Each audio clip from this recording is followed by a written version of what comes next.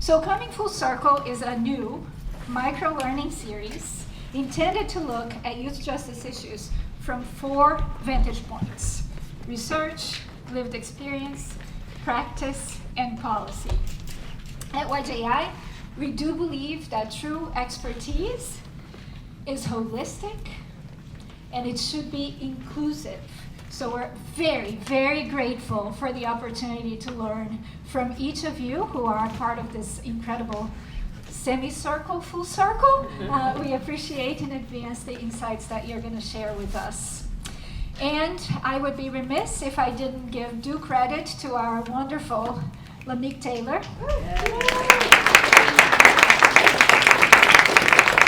who is the mastermind behind the design and the execution of Coming Full Circle. So without any more delay, La-Meik, you've got the floor. Thank everyone for coming.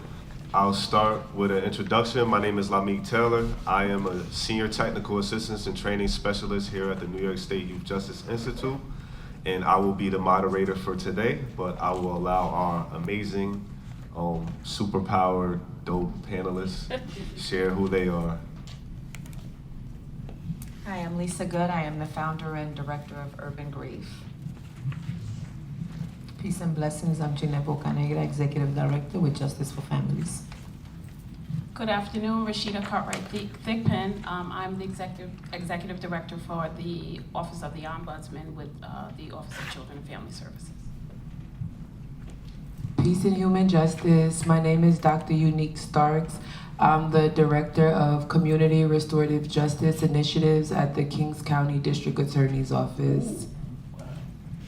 Okay, let me say one more thing. Where we aim to, this is a new unit and a new unit at the District Attorney's Office. We may be about 15 months old, where we aim to build a bridge between community and the DA's office, and how can we build more alternatives to incarceration and bridges to community.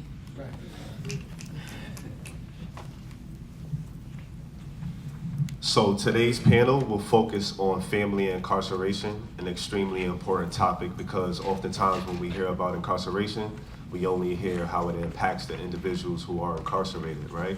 We don't hear the stories about the intersects that relate to family and the ways in which families, communities are impacted. So today's an important conversation. I will start by asking our panelists 2 universal questions. These are just 2 questions that each panelist will answer, And then we'll move to cross-perspective questions where each panelist will have the opportunity to ask their fellow panelists a question from their perspective and get an answer from the perspective of the panelist being asked the question. So you guys ready? Yeah. Ready. I don't know, y'all don't sound ready. Y'all ready? Yes. All right, there we go. So my first universal question, which will kind of center us in the conversation is, how would you describe the impact of incarceration, detention, and placement on families, whether that be emotionally, socially, or economically? How would you describe the impact of incarceration, placement, or detention on families, whether it be socially, emotionally, or economically? I could take that one. And I'm gonna try not to get emotional because I am a mother of 6. And in 2010, my youngest of 6 was touched by the system. And I felt as if someone snatched something right off of my body. I was also fortunate that I had a job so that he don't miss a visit. So it does bring financial burdens to families. Emotionally, I'm glad that I had a circle of support outside my family, because sometimes your own blood family don't understand the impact of incarceration and how this system is built on putting obstacles for families and young people. The hat that I have on, I actually made it about 15 years ago when my son was incarcerated because I couldn't sleep. I had a full-time job. I was volunteering to canvass for a local senator, Gustavo Rivera.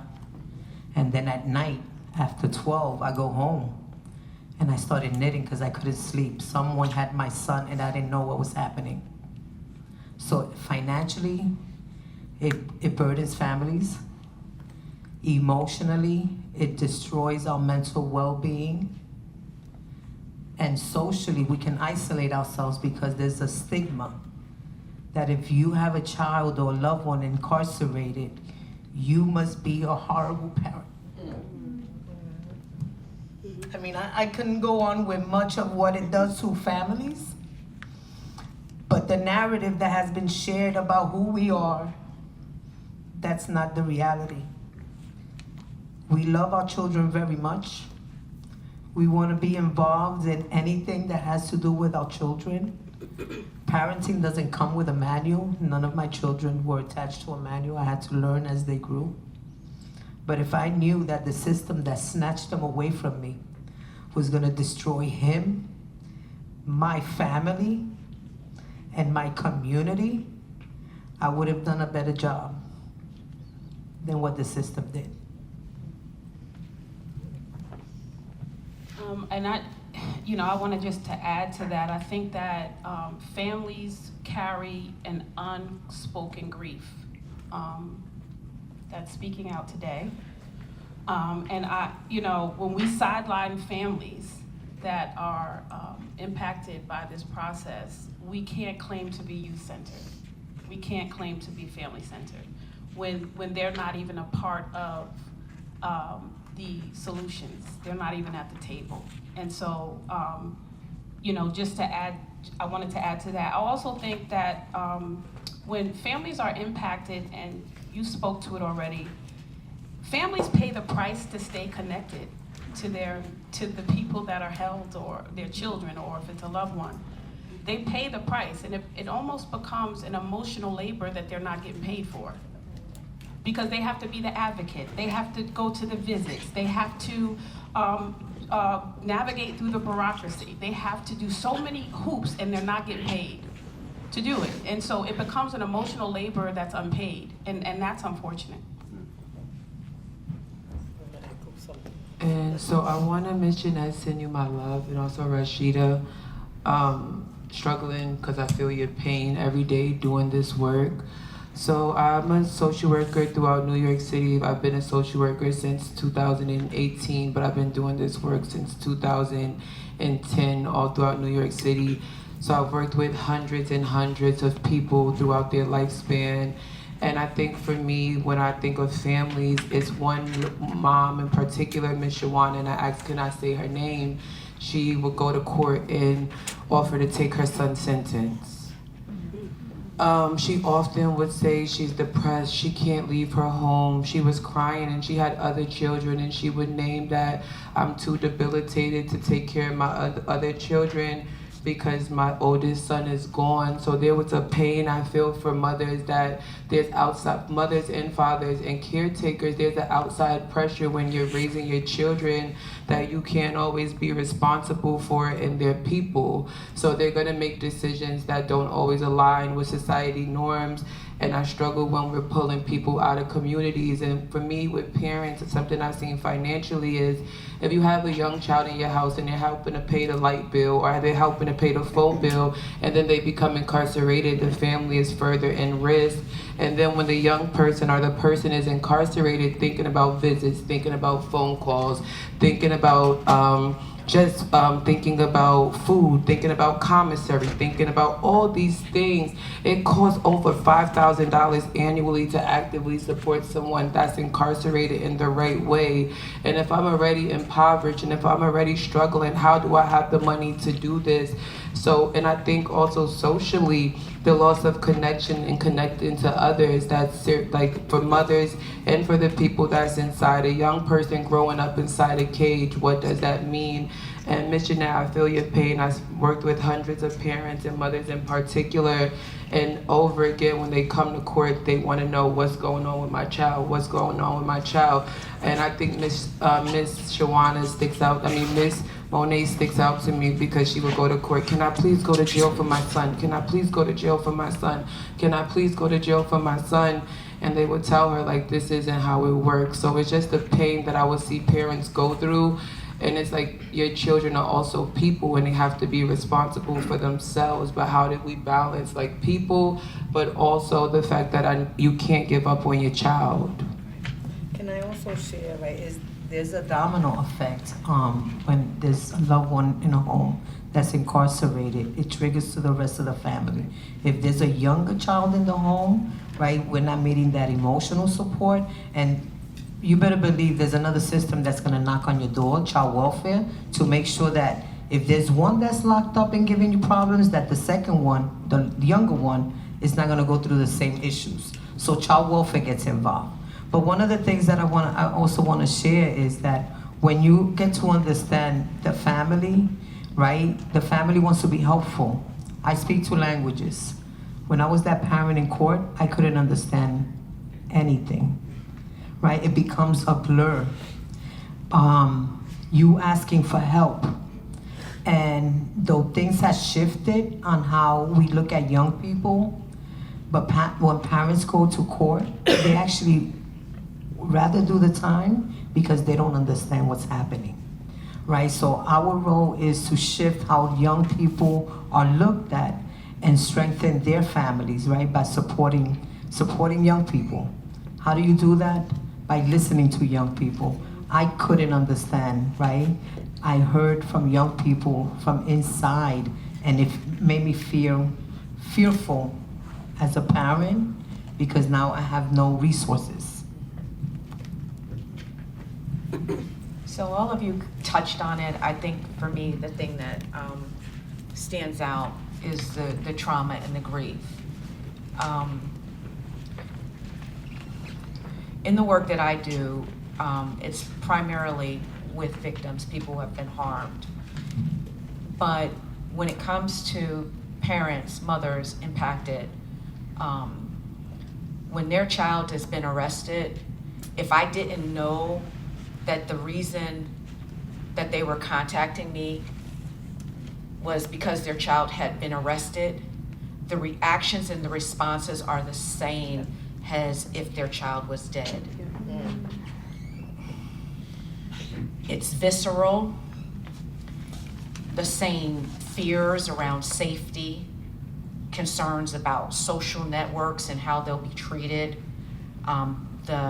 the trauma response, the hypervigilance, the hyperarousal, the sleeplessness, the anxiety, the nightmares, the depression, the unanswered questions. If I didn't know that the specific reason that I'm interacting with that particular parent is because their child was arrested for a very serious violent crime, the reactions are the same as when I'm sitting with a mom who's lost their child to homicide.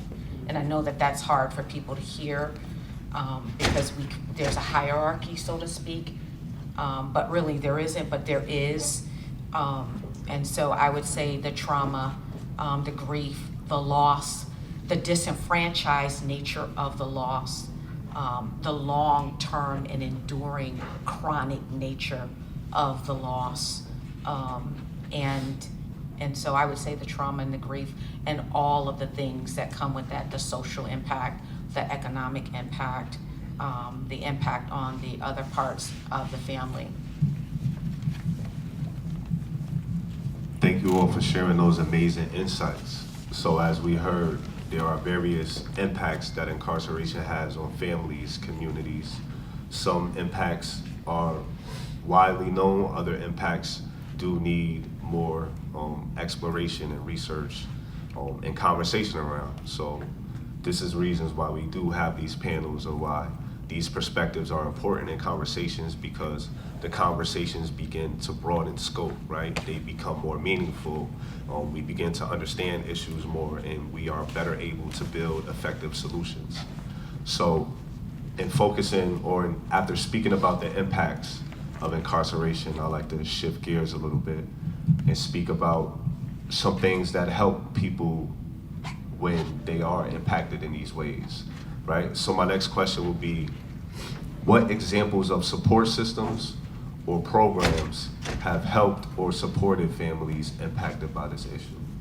What are some examples of support systems or programs that you know of that have helped families impacted by these issues? In 2010, when my son was when I was that parent, I worked on a research project. I didn't want to work on a research project. I felt that when folks come into our community, they do a research project, they collect the data, release the report, and it goes into a shelf, collects dust, and nothing happens. And the report that I worked on was Families Unlocking Futures, the crisis in the juvenile justice system. Though it was a national report, I took the lead in New York. And it highlighted the crisis of what's happening to our young people in the system. And it continues to be my blueprint today. Because of the report, we were able to partner with the Department of Probation in New York City and develop a program called Peer Parent Support. That program is in every family court in New York City. Because of what we did in New York City, other jurisdictions across the country wanted to implement similar model. This is not a cookie cut, one size fits all. Seattle, Washington, we helped them create a parent advisory group. But 2025, we beyond advising. We want to partner, we want authentic partnership, resources. In Ohio, Toledo, Ohio, they implemented a parent navigator to help parents navigate. And right, though I speak two languages, I couldn't understand absolutely anything. And my 14-year-old didn't understand nothing. He would ask me, what happened? Well, your lawyer should have said something because there's confidentiality. He don't want to talk to me. So, you know, parents want to be involved, but we also need to be, right, given those tools when it comes to language, key players. We were able to develop a training. It's improving outcomes by partnering with youth and families to help jurisdictions. It's a 5-day training with an action plan. We also have a Family Leadership Institute. For the past 12 years, we bring 15 families from across the country to one location. We talk about trauma. We talk about, but not only understanding trauma, but how do we respond? We talk about self-care. We talk about the racial and ethnic disparities, right? We're not being fair with our young people and our families. We talk about how to move some of those resources, how to look at policies. And when we look at policies, you know, we think about COVID. I think about COVID. I also worked on another research project, and I hated research projects. I love them now because I can use them as my action plans then, right? Educators love them. Everyone loves them. So research projects, I love them. Get me involved in one, and we will make sure that we can demonstrate how to put that blueprint together and support young people and families. So we got involved in raising the age of criminal responsibility. We can't go back. I remember coming up to the state and folks were like, how are we gonna put those guppies with the sharks? And no, you didn't think of putting the sharks with the guppies, right? So our children deserve an opportunity to be young, to thrive. My mentor passed away almost 20 years ago, and she would say our children are gifted, talented, and beautiful, but we're not investing in their social and emotional support. Justice for Families believes that when you move resources into communities, children can thrive. When you involve young people and families, their voices, it makes a difference. I mean, we still got a lot more to do, though.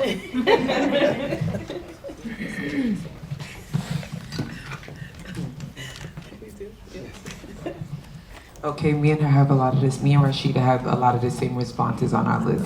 That's what we was laughing at.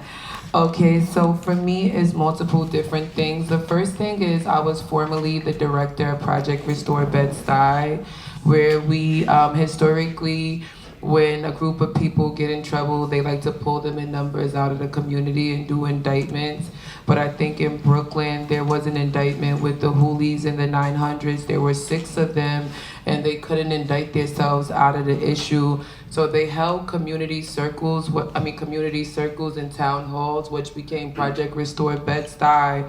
And what it essentially was a program embedded in empathy, where we worked with young men and women that were in street formations, provided case management, healing circles, life skills, and internships, paying them $25 an hour for 20 hours a week. And in this model, we saw that a lot of the young men we worked with this was preventative. Some of them were on the cusp of interacting with the carceral system. Some of them just came home. Some of them were fighting cases where they were gonna go inside anywhere between 2 years to over 20 years for things that were happening. So what this program did, I realized that there's like a continuum of family support. There were some people that had mothers and parents that would show up at every court date for petty things, and then there were people that had big cases and they had nobody in the courtroom with them. And I think what Project Restore did was like build a bridge for families where mothers, fathers were able to see their children in other lights, where we did community dinners, where we did workshops, when we did healing circles, and the parents were in the healing circles, and they never got to know, it's intergenerational trauma, like their children didn't all just land here. It was a lot of factors that came into place. So what Project Restore does, and what it really is building a bridge for families and communities throughout like any interaction with the carceral system. I think something that's been the second thing that's been important is being in the know.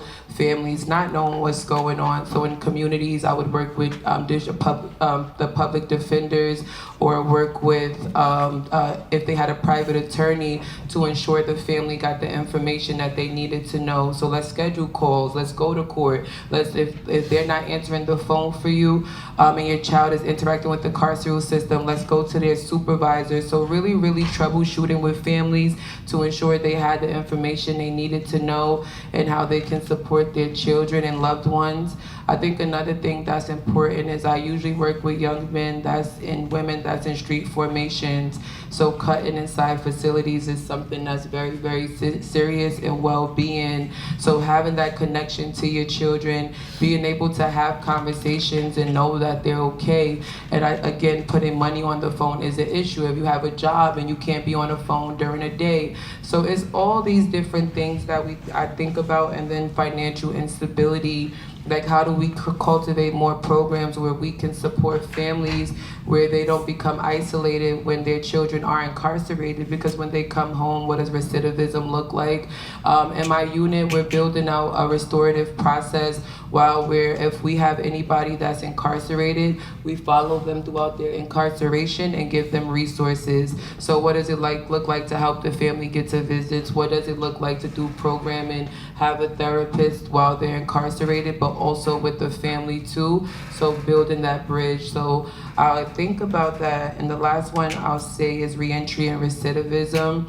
Really thinking about how do we support the families overall when someone comes home.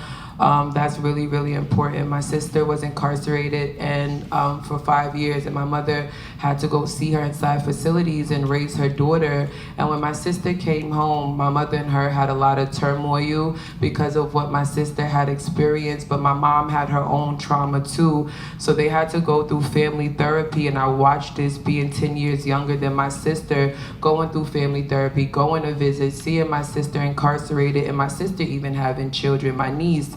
So there's cycles of intergenerational cycles that we're all trying to break.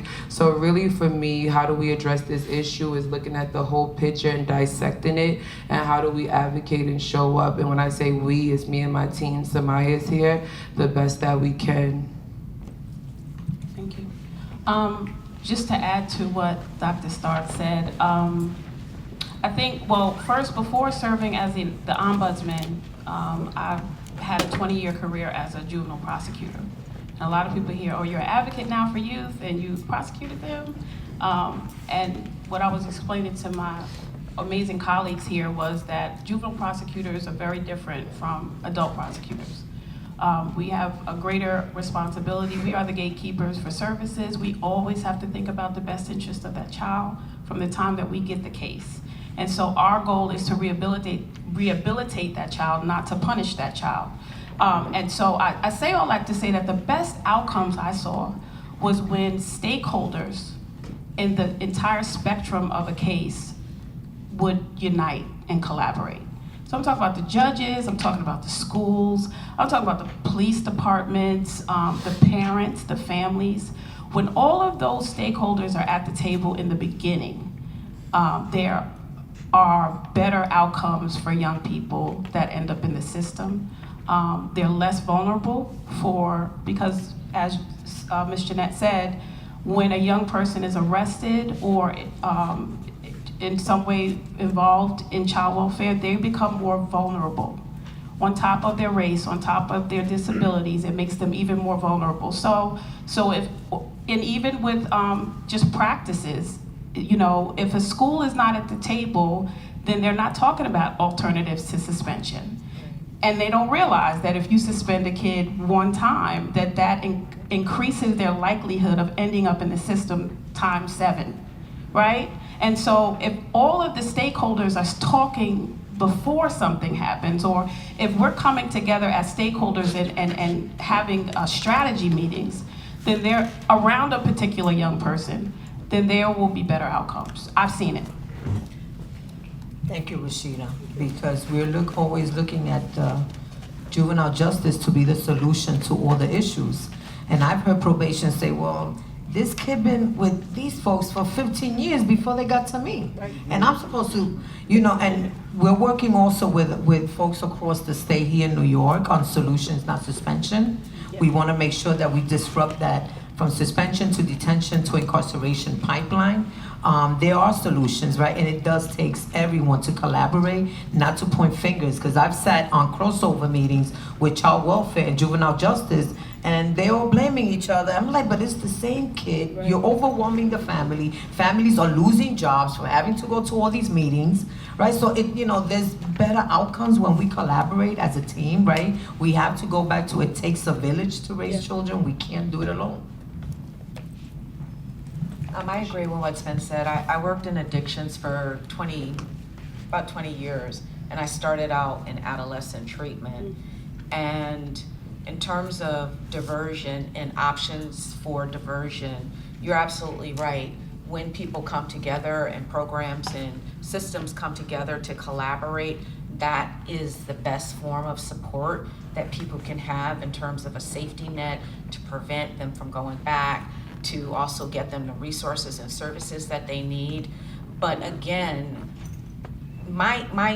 this is just one of my personal pet peeves about a lot of things concerning young people, is that it's always centered only on them, isolated from the family, right? And so you can have a meeting and we can talk about what the child needs, but when it comes to talking about what the family might actually need to support that child, that's where the judgment and the personal siloed biases, systemic biases come in. And those kinds of things really interfere with the supports that people even see those young people and families as being worthy of. Because we know that certain families are seen as worthy of certain supports and services. But when it comes to Black and brown youth, this idea of worthiness, this idea of how the whole way adultification of Black and brown youth plays into how they are seen and treated, and that also shows up at the tables for collaboration and it influences how people are willing to work together. I can say for us, we're working on increasing our therapeutic capacity so that we can provide that grief and loss support, that trauma support for families who are impacted by incarceration, that the same thing that we do on one side of the courtroom for victim advocacy, we're trying to increase capacity that we can offer that same kind of support on the other side of courtroom, whether it's case management or whether it's crisis intervention, or whether it's therapy, or group support. And so, we know that it can work, we believe that it can work, but it takes commitment. I just want to thank you all for your amazing perspectives, and I just want to get a quick round of applause for them.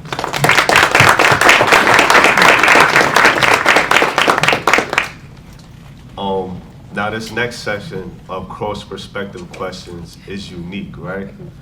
And it's unique because a lot of times, as mentioned, when we have conversations about specific issues, it's either a bunch of researchers in a room, a bunch of practitioners in a room, a bunch of policymakers in a room, right? So in those conversations, critical components and aspects and viewpoints are excluded, which means that the solutions are lacking, right? Methods of approach are lacking, valuable insight. So this next session of cross-perspective questions is meant and designed to actually increase a level of awareness to that problem, but also to build on cross-sector dialogue and communication. So I will pass it to Rashida to start. Yes, thank you. Thank you so much. So I'm going to start with my practitioner here to my right, Dr. Starks. In adult court, juvenile court, and now in facilities across the state, I've seen the same pattern. Our policies talk healing, but our day-to-day practice defaults to surveillance. And that's where families become collateral damage.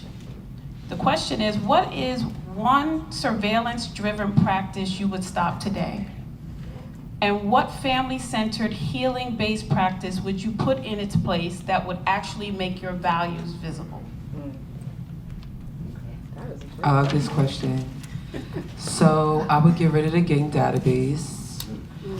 I think the gang database labels folks. I think it places them in a box and we don't know what it does in its functionality except for targeting folks, right? So when you think about me and my practice, I know folks that are most of my participants, our beneficiaries, are on this database. So it's been times we've been at program and leaving and we all get stopped and frisked, and I have to tell them, don't stop, you're not gonna stop and frisk me. We're walking out of programming. So we have to constantly empower both the families and we have to empower our young people with like trainings. OCL comes to teach encounters. They come and we have like different connections so folks know their rights, and then we have different coalitions to address the gang database. What I would do is replace that with Project Restore and equitable resources and access. If you know that a community is struggling and it has intergenerational trauma, place resources in a community. Project Restore was 100% successful because it was full of empathy and love. So if you continue to punish people and put them on lists and in boxes that cause harm, it's not gonna work. And that's how, like, if you're on this database, I have a client who, every time he leaves his house, he gets stopped and frisked. So because they're looking for a gun. And his mother has to see it. And she often, when they're leaving his house, his little brothers and sisters too, and his children. And it's hard because he doesn't have a gun on him going to the store. Like, he doesn't have a gun on him everywhere he goes. But because he's on this database, every time they're together, they get stopped and frisked no matter who they're with. So this database is a problem. Thank you so much. Yes, please.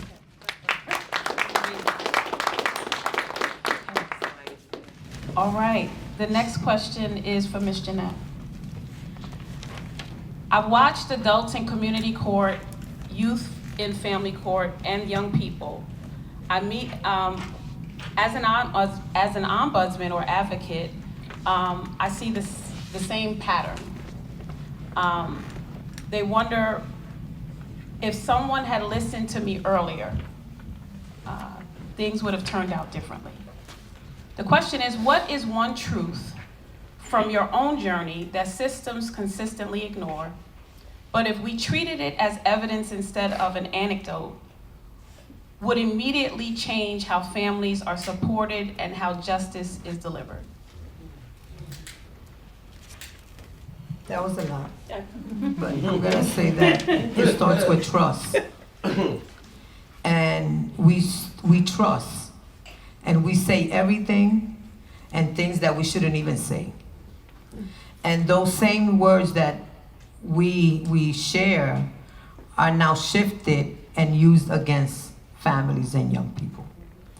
And when that happens, we kind of build this war, and until what we say is used to support and not dig a grave. And I'm gonna share an example. I'm at court. I'm not sure why we back in court. My son was reinstated from a superintendent suspension. I knew how to advocate. I understood the school language. And I didn't understand because I took him to the precinct so he can get questioned so that the school don't escort him in handcuffs with the police. So I took him for accountability. Over $2. Now, a couple of months later, I'm back in court. I'll go speak to court counsel, and I'm like, oh, court counsel sounds like maybe a prestigious lawyer from Madison Avenue doing pro bono work in the hood. And I said, well, you know, this is my youngest of 6. This is his first year of high school. He's been getting to school late. I noticed that. Can you talk to him about punctuality? And he may need tutoring because he's getting to school late. And he stopped going to his basketball program. And can you... Now my case gets called back in front of Judge Gribbets. I remember names. And I'm talking about 2010. Your Honor, this family has no control over their son. He's running reckless around the community. He's not going to school.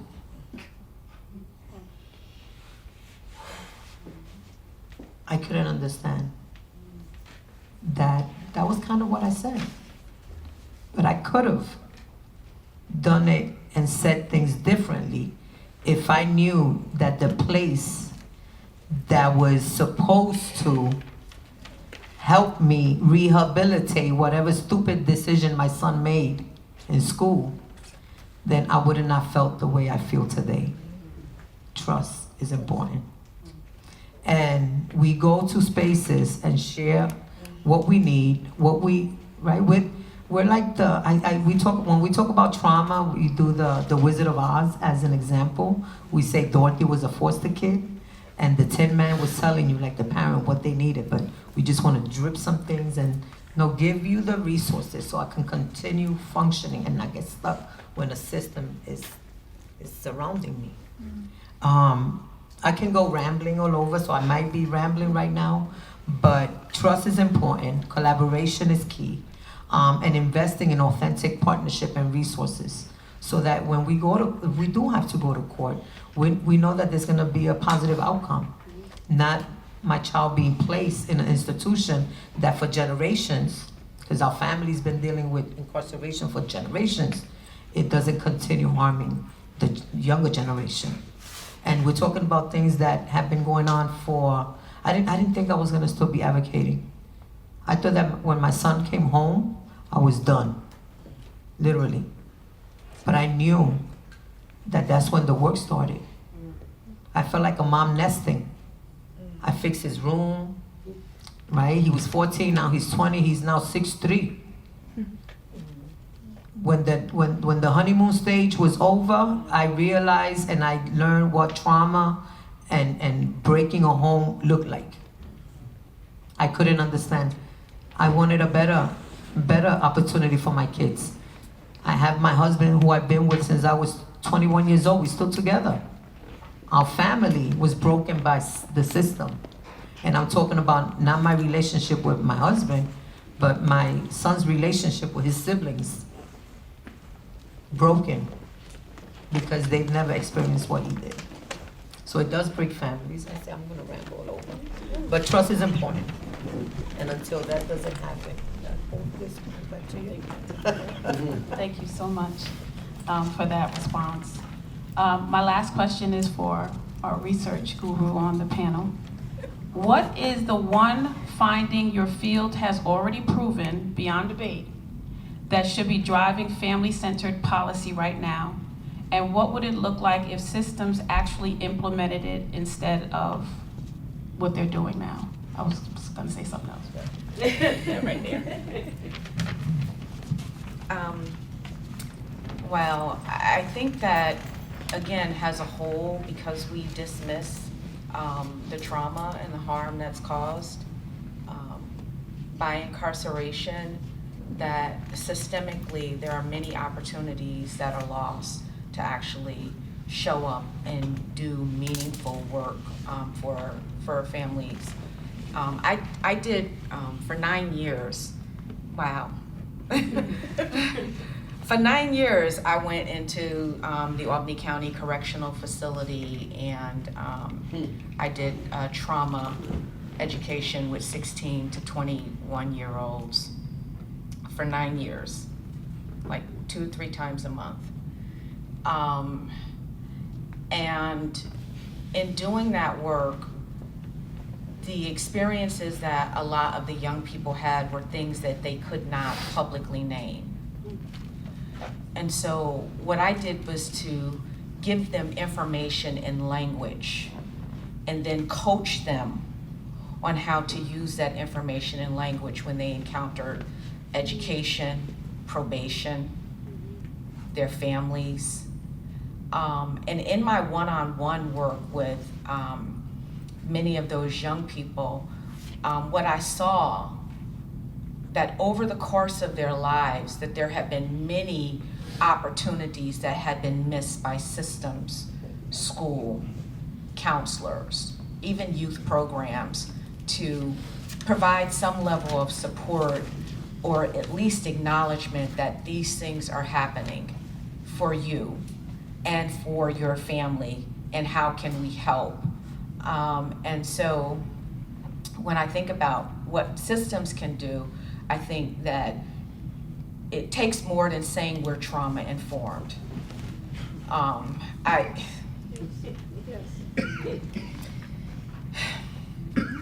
It takes more than saying that we're trauma informed. That really, when you understand trauma informed care has a framework, it really goes so much against the systemic grain of how we've been trained that it's almost a visceral reaction to, no, that's too soft. No, that's too kind. No, they did this, they should experience that. And so when I think about what can be done is if we're gonna be trauma informed, systems have to actually be trauma informed, but then take it a step further and be trauma responsive, and let that be reflected in policy, let that be reflected in resources, let that be reflected in funding, and stop penalizing programs and initiatives that, I'm trying to be tactful, y'all. No need to. That are labeled as too soft. I'll share this one last thing. I was in a setting, in an academic setting, and a guest speaker was there, a public official, someone who wields a lot of power over justice outcomes for our children. And they refer to the violence intervention work here in the city of Albany as hug a thug. What? And I thought to myself that if I really say and respond to how I'm feeling right now, I would be escorted out. But it was very telling, because based on the audience, that elected official felt comfortable to say that while simultaneously presenting something completely different in our community when it came to our youth. And so that's an example of a system that was being, that had a gatekeeper that presented with trauma-informed language, but yet lacked trauma-responsive approaches to their work when it came to young people and their families. I don't know if I answered your question. My heart is racing because I'm getting mad. Good. Thank you so much. Now I'm going to pass it over to Dr. Starks. Thank you, Rashida. So my first question is for you, Mrs. Jeannette. So I think there's a power of storytelling, and I want to thank you for allowing us to possess your story, because you make this panel real, and you make this panel realer for me and this work realer. Because of you, I can.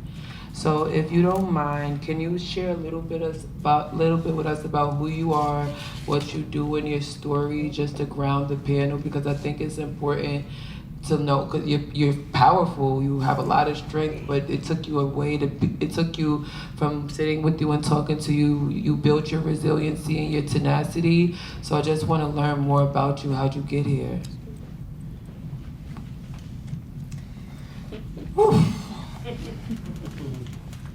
I'm from the Bronx. Born and raised, Boogie Down Bronx. I'm a mother, a daughter. I started my advocacy when my oldest entered the public school system. I became a PTA mom. I became a parent leader. Someone in my community, no, she wasn't from the community, she was from Queens.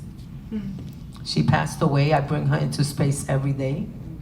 She was one of the most amazing advocates that represented 1.1 million children in the public school system. And I would say, you can't say that. And she said, well, I gave birth to 5, but I represent 1.1 million. And she would say, until we don't meet our young people's social and emotional component, we're gonna lose them. And I couldn't understand. I was younger. And I felt very proud of where I was at until 2010. Prior to that, I graduated my older 4.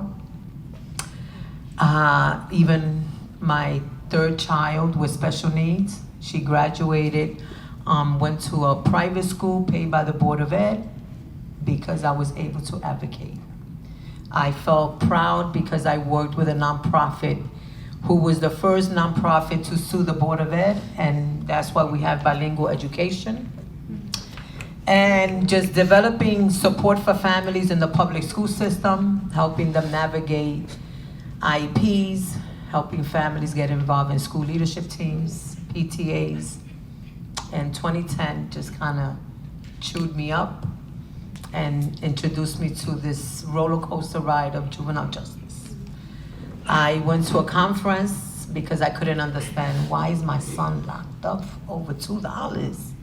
I couldn't understand, and I couldn't understand that I couldn't understand, and I speak 2 languages.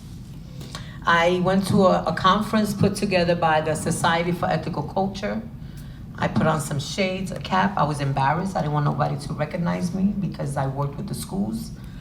And I learned at that moment that it cost us almost $300,000 to house one of our kids in a juvenile facility. Right away, I met a young executive director who had just incorporated Community Connections for Youth. I don't know if anyone knows Reverend Ruben Austria. I met him and he said he's doing a training on developing diversion programs for young people in the South Bronx. And I just said, I want to be part of that training. I spoke to my executive director, and rest in peace, he said it cost us too much money. I said, but those are the same kids in the school, in the system, they're the same. And I met someone else who was working on, he got a Soros Fellowship to do a research project, researcher. Families Unlocking Futures. I took the lead in New York, and I met families, over 100 families that just shared their pain, their struggle, and it was just preparing me to go through what they went through. But because I'm a strong woman, I used that report to get involved and support the families. develop diversion programs with the precinct. If you arrest one of these kids, please, from the community, send them to us. Got involved in really supporting families in ways that I wish it happened before me. When I see young people, older people, parents, older women who went through it with no support, I feel lucky because I can talk about it. Many families don't talk about it. So I was able to develop the strongest portfolio for probation and community connections for youth, doing restorative justice, taking families for healing retreats, also bringing to the light the child welfare system and what they've contributed. They both have been doing a horrible job. One tells you how to be a better parent and the other one is gonna teach your kid how to be a better adult. No, but they did a good job in preparing young people to go to the adult side. So in 2018, I decided to do national work because many folks from across the country wanted to learn what we were doing locally here in New York with the diversion programs, with probation, with the Annie Casey Foundation, other foundations that were helping other jurisdictions. And I took the lead. I worked to do the national work in 2018, and in 2020, the executive director stepped down. The organization was in Louisiana, and I took the lead. I didn't know what I was getting into because COVID hit. And I couldn't work from home. That was not the reality in my hood. I had now 4 generations living in my home. And I couldn't work from home. I rented a small space across the street from where I live. I needed an office space to do my virtual trainings. And I got to see what was happening in the community that I've been living in for almost 40 years. And when we talk about how do you build your community's capacity to disrupt what the systems are doing, you can come visit Justice for Families at 2090 Honeywell. We support young people, we support families. It is truly an intergenerational learning hub where we have now not just a little office space, we have the whole doctor's office, they left. We got a community center, we outgrew the space. We started with helping families during COVID.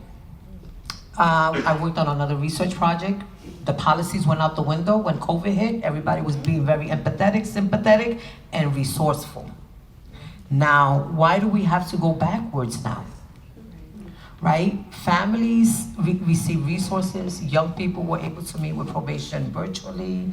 They couldn't go to court virtually. They couldn't do things differently. There was more investment in home activities. I started doing cooking classes, board games, open mic, just doing things where young people and families know your rights when being stopped by the cops. What to say, what not to say. Parents, you don't have to go to court and put a pins on your child. Let's develop a community network to support you with your child. The PINS is a person in need of supervision. It can open the doors to the juvenile justice system. You can lose full custody and your child can get placed. So it's about also educating families. So we're educating families, we're just buffing those gems that are in our communities, and you all have them in your community. Everyone plays a role. We're a different piece of a puzzle, and it's not complete without you. Young people can be diverted at all stages, right? From being arrested, from suspended in school. There's so many ways that we can solve the problem, but also investing in communities, right? Love doesn't pay the bills. Love does not pay the bills. If you're investing now it's costing us almost $800,000. And I don't know if I said what's our mission and our goal. Justice for Families' mission is to transform the juvenile justice system so that it is driven by the interests of young people and families and move away those resources back into communities that have been mostly impacted by these horrible practices and policies. Did I answer your question? Oh, we also shut the street down. If you guys are not doing anything January 6, 2026, we say we're having Epiphany Day. It's a day of seeing our children being born in stinky neighborhoods and bringing the community together to bring gifts and support.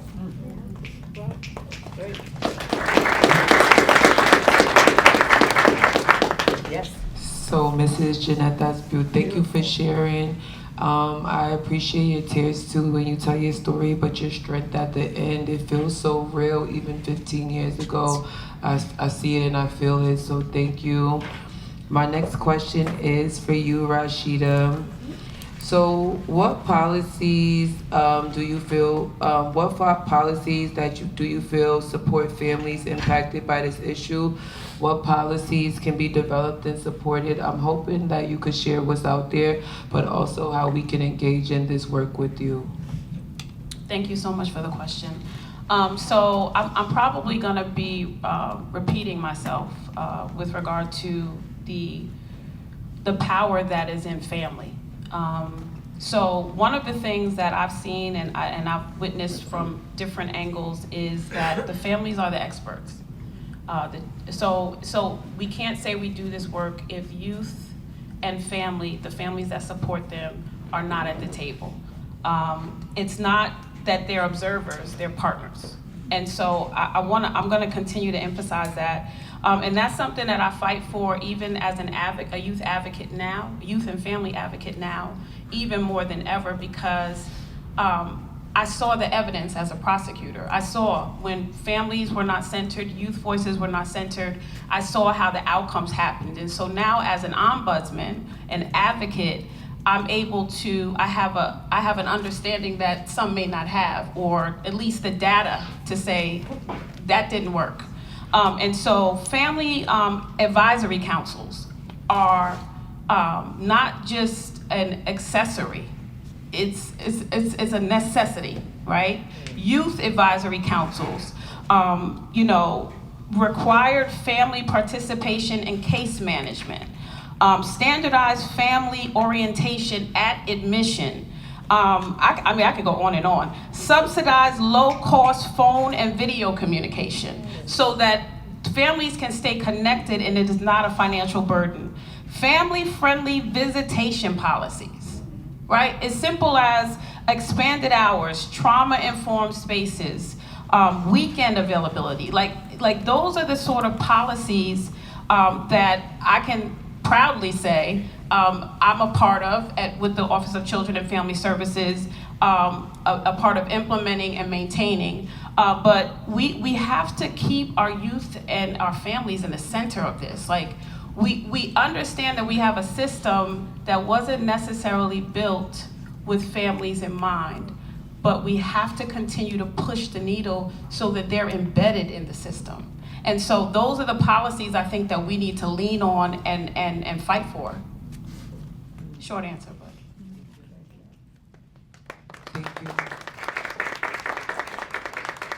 So I appreciate you for sharing that. I think on from Mrs. Jeannette that shared her story, what she's been through, and you also sharing how we can address these issues and work together. I think that's really important for me so that I don't feel hopeless and that I could contribute to the fight. So when I know ways that I could show up, it helps me with regaining my power in these situations. So Lisa, my next question is for you.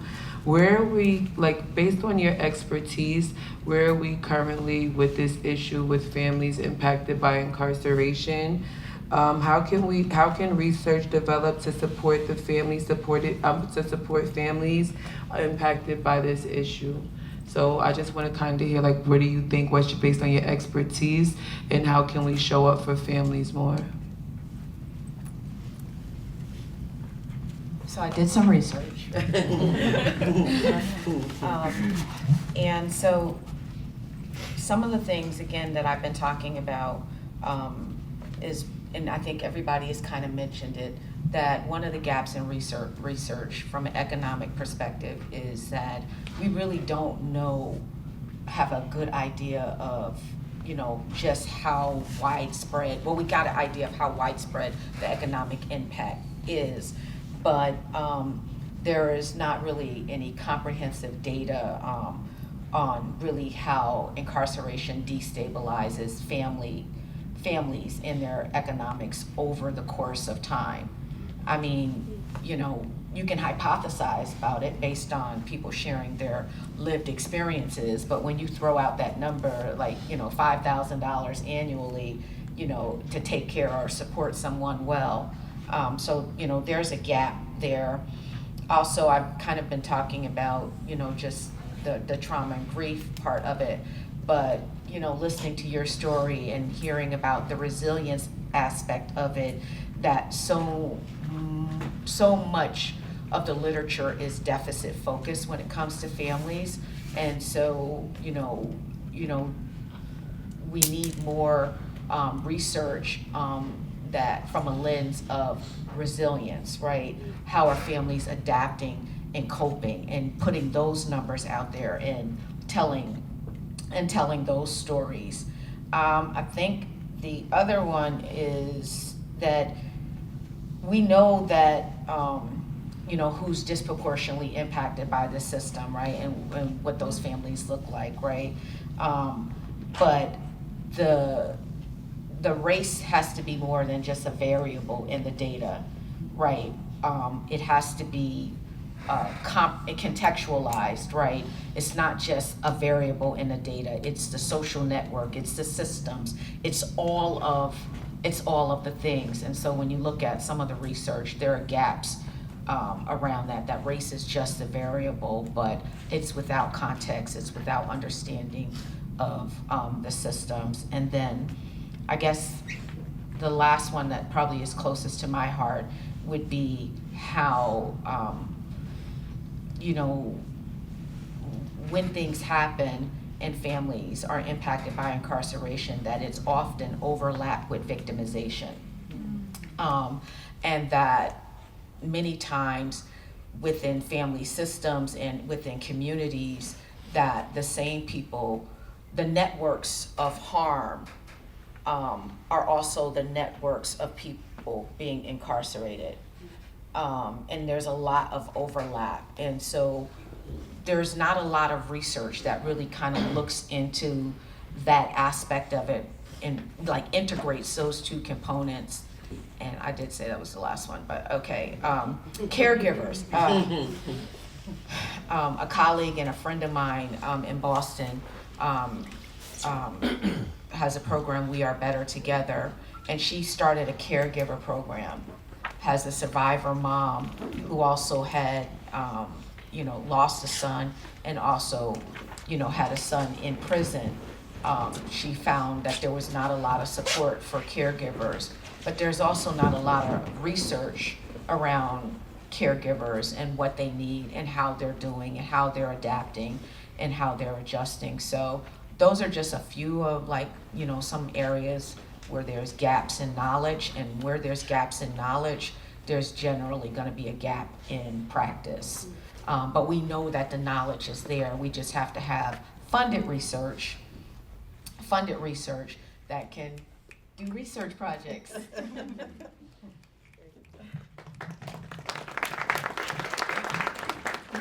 So I am going to improvise in the interest of time, right? Just because we set you all out here to be here until 3:30, so I do want to give the audience a chance to build onto the knowledge that these amazing panelists have accumulated in this space. So we will improvise to Q&A to allow the audience to do that. So give it up for the panelists one more time.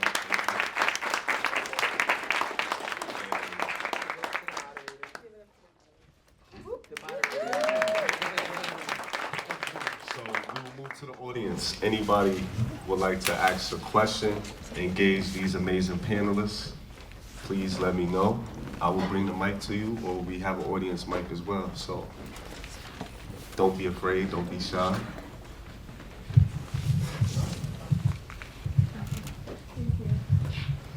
Hi, I'll stand up. So I work with a mother who's a single mom, and she has 2 adolescent children. One has already been involved in the incarceration system, and what I'm finding is she's been failed with prevention services. So when her children aren't coming home at night, when her children aren't going to school, when her children are using marijuana, all of those things, she's not able to find a place in her community for prevention. And so she has 3 children. The oldest one has already been involved in the incarceration system after years of looking for prevention services and programs being inconsistent. She's on the list for Big Brother, Big Sister for years. Those kinds of things. What do we do about that?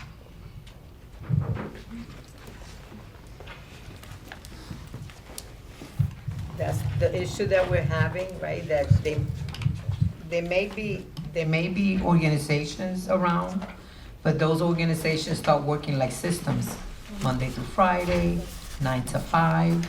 They don't want to deal with the issues. We have to build the community's capacity through trainings, through professional development to community members, so we can start building the programs that we need in our community. Not every program is a good fit for young people. When I was introducing young people to some of the programs that we were connected to, I would say to the young person, I'm gonna take you to a program. Look at it as, if you like art, I'm gonna take you to an art program. But if you don't like it, there's something that makes you feel uncomfortable, we'll look for something else. Not every program is the right fit for young people, right? We gotta find what they fit into, right? We have to develop those non-traditional, or maybe, I say non-traditional, but maybe those are the traditional programs that we need to start engaging young people in. And right, help the community to build what they need. Sometimes we don't know, right? But when you educate, you provide professional development, we can start building a community of the things that we need. I was involved in a kinship project, and one of the facilitators in the beginning said, if you had a magic wand, what would you want for your community? And I said, well, it all depends what kind of community member I am. If I'm not a community member that's well informed about systems, I would say, well, them kids around the corner have been fighting a lot. Maybe you can put some cops around the corner. It starts in the school. Maybe they need some more school safety officers. But because I know systemic issues, I'm gonna say we need more programs. We probably need more social workers in the school. We need more pro-social programs, activities that can engage young people. If you wanna take something that's no good off their hands, we gotta provide them with the tools to keep them busy. It may be music, it may be art, it may be gardening, right? Exposing young people to things that we've never been introduced to. I feel like I wanna be a farmer. I'm born and raised in the Bronx. Where that shit came from? Sorry. I truly wanna be a farmer. I've been engaging in community gardens. I've been taking young people to learn soft skills about community gardens, and then we bring them upstate to the Adirondacks, to different farms, so that they can see themselves beyond, right? What the city and magnets. Anyway, I can just go on. I don't know what the question was, I'm sorry. Did I answer your question? Yes. So It's building community capacity. So my first question for you is, where are you from? I'm from Albany, but the family is in Troy. Troy. So we'll talk after. So I think it's multiple different things. I think of the CBO complex, where finding effective programming is hard because of grant criteria, burnout from employees, and things as such. So I think of grassroots work, right? If you have 3 young men that's struggling in community, who can we rely on that could possibly mentor them and uplift them? So if we don't necessarily have a program, that's what Project Restore is. It's gritty. We get to the grit of it. If we don't have funding to do something, we've done this without money for years, right? So if we see someone struggling in our community, it's our responsibility. So even from New York City, my offering is that if I have someone, we could talk more after this, and if I have Moshe is here, he can mentor one of the young men. I know him. Just call Moshe. I'm telling you. That's our community. I'm telling you. And this is what we do. So if someone needs me, La-Meik, Unique, I need you. Dr. Starks, I need you. La-Meik, I need you. And this is how we build our ecosystem of support. So we're in community. I know there may not be programs, but there's people that could show up for you. And if we could figure out who in community, even if they mentor them once a week or bi-weekly or check in, and they may not be in Troy and Albany, but they could be in Brooklyn, and they could do a phone call. We kind of got to just play with how do we show up for people. We have another question. Yep. How you doing? My name is Michael. So the question that I have is that oftentimes when a youth specifically, when they commit crimes, they always blame the youth or the family, right? So like, what strategies do we have to kind of pivot it to the system? Because that's often the problem. So like, what kind of solution do we have to get people, our own communities sometimes, to look at the system as opposed to the individuals? And he's a farmer. He's a farmer. Yeah, I work for an organization called Street Freedom Farm. Part of the work that we do is we offer like free CSAs to people who are currently incarcerated. So you mentioned farms just now, so we should talk after this. Lisa.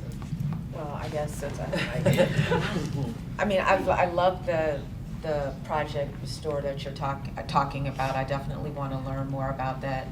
I think that, at least from my seat, I think a large part of it is information, right? You know, and since we're in the upstate is a different beast than New York City. There's less diversity. There's way more pushback when it comes to creativity. And there is a lot of buy-in from everybody around that it is the parent and the family's fault. And so, as a result, when it comes down to violence prevention, the conversations are really reduced to blame and blame and let's lock them up and put them away. And so therefore, when that's the attitude, there is no empathy and compassion for the families that are impacted, because there is this kind of unspoken thing that, well, your child did that, so you're getting what you deserve. Now, no one says that. They don't say it, but it's certainly the experience. And so I think, you know, how we pivot, I think a big part of it has to start with some community education to understand how the systems work. You have to understand why violence exists in your community to begin with. You have to understand the notion of constrained residential choices, you know, disadvantaged neighborhoods. You have to understand, you know, The Color of Law is a great resource. It's a great book because it teaches us historically how neighborhoods were designed and how the law was used to create marginalized and disenfranchised communities. And so until people have some of those system kinds of understanding, language is everything, you put it in a way, but I think that a big part of it is just community awareness and knowledge, because it's not always there. And when you're trying to pivot and say, hey, yes, this happened, but can we talk about why it happened, right? In capital cases, we're not a death penalty state, but in capital cases, one of the requirements as a part of the process is mitigation, right? And mitigation is a worthy term to introduce when we're advocating for families, because a lot of times people don't know the history. And when they don't know the history, they can't effectively advocate. But when, in knowing the history, people start to say, oh, the school was responsible for that. That's a system. Oh, healthcare was responsible for that. That's a system. Oh, right now you start to see the holes and gaps in the system. I think it's important for, and I think I said this earlier, for all the stakeholders to be in communication. I specifically think about the judges, though, because judges are very powerful. When a case is before a family court or a criminal court, the judge is the captain of that ship. And I think that it's important for judges to be held accountable. I think we have some really brilliant judges in this state, but we still have work to do. And I think a great place, and I'm gonna plug this place, is the New York State Judicial Institute, and I happen to know the dean there. At that institute is responsible for educating the judges in New York State. And if there is training or information that judges need to know, that would be a great place to plug it in, because they are the captain of the ship and they set the tone for a case. They are the ones that set the tone, regardless of whether you buy in or not, as a stakeholder. And so I think it's important for us to get in the ears and the minds of our judiciary. And I'd like to add, so coming to the DA's office a year and a half ago may have been one of the hardest decisions like I've ever made in my career. Being a community leader, being an advocate, being a liaison, and all the work that I've done. And when I first got scouted, or they reached out to me about this position and building this unit, I was ambivalent a bit about taking it. Then I realized that I could make systematic change, and I had the ability to hold myself and hold the system accountable. So I feel like for me, when I hear you say hold the system accountable, I hold myself accountable to show up every day. If we could build policies, we've built a task force that allows us, in Brooklyn, where Samaya, my intern from Columbia, and myself build a task force where we're building 10 recommendations for the Brooklyn DA so that we can figure out how we could make a system more restorative. Restorative justice isn't traditionally in district attorneys' offices. So I'm constantly having to do research as there's no landscape. If you look up restorative justice in district attorney's office, I think Vera Institute may be the only people that actually put out research on this. So there's not a lot of research on how we could change the system. It's just like we don't want it, and I get it. I'm with you. I'm an abolitionist at my core. I don't believe that people belong to be these should be in cages. I don't think human bodies should go in cages. I think with billions of people on this earth, we could think of something to hold people accountable that doesn't look like a cage. That's my own personal views. So I think for me, holding myself accountable, working in the system every day, showing up, doing my job.